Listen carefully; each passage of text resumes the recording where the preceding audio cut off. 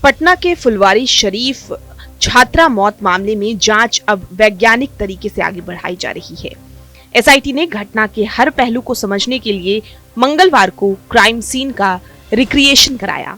फुलवारी शरीफ थाना क्षेत्र के अंतर्गत एक बच्ची जो छत से गिरती हुई दिखाई दे रही थी, उसमें उसकी डेथ हुई थी।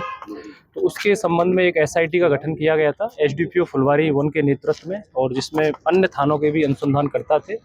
तो उसी की क्रम में ये अनुसंधान चल रहा था। तो उसमें आज क्राइम सीन को रिक्रिएट किया गया है, और इसमें 4 जो डमी थे, पुतले थे उसके बच्ची के वजन के बराबर लगभग, वो डिफरेंट एंगल से एफएसएल के द्वारा गिराए गए थे।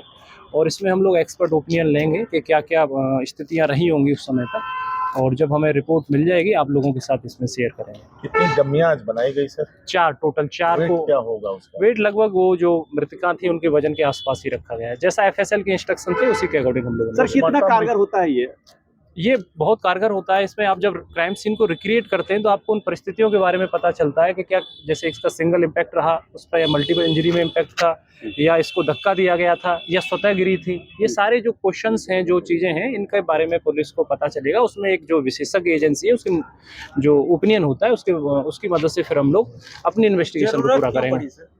जरूरत इसलिए पड़ी कि एक ये चीज होती है कि कहीं ऐसा तो नहीं है, क्योंकि जब उसमें हमें पोस्टमार्टम की रिपोर्ट मिली तो एक क्वेश्चन ये भी, जिसमें सेक्सुअल असॉल्ट की पुष्टि नहीं हुई थी, तो एक क्वेश्चन ये भी उठता था कि क्या किसी ने धक्का दिया है या स्वतः जो बच्ची थी वो कूदी है वहाँ से। इस पर क्लैरिटी तभी आएगी जब इसमें वैज्ञानिक ढंग से और साक्ष्यों के आधार पर चीज़ें क्लेरिफाई होंगी।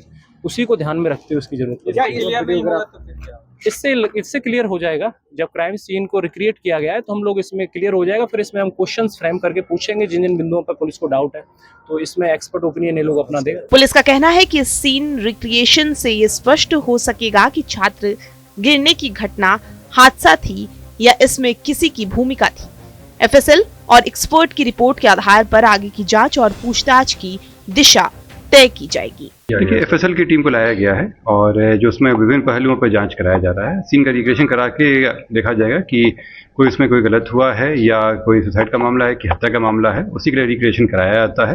एफएसएल के द्वारा यही किया जा रहा है। अब इसमें 2 बातें, एक तो था कि बालकनी से गिरी है, फिर दूसरी बार हुआ कि छत से गिरी है। इसीलिए रिक्रिएशन कराया था ताकि उसमें दिख जाए कि क्या हुआ था, और उसी में किया जा रहा है। जितने भी पहलू हैं, जो फुटेज अवेलेबल है, उसके अलावा जो भी प्रश्न है उसका जवाब दिया सके, इसी के लिए कराया जा रहा है। अभी तक सामान्य मौत देखिए, अभी तक कुछ रिपोर्ट अभी बाकी है आना, और एफएसएल के द्वारा जब ये रिपोर्ट पूरा हो जाएगा तब हम बता पाएंगे। खैर, आगे इस मामले में क्या कार्रवाई होती है ये देखने वाली बात होगी। टीवी 9 के लिए पटना से सुजीत कुमार की रिपोर्ट।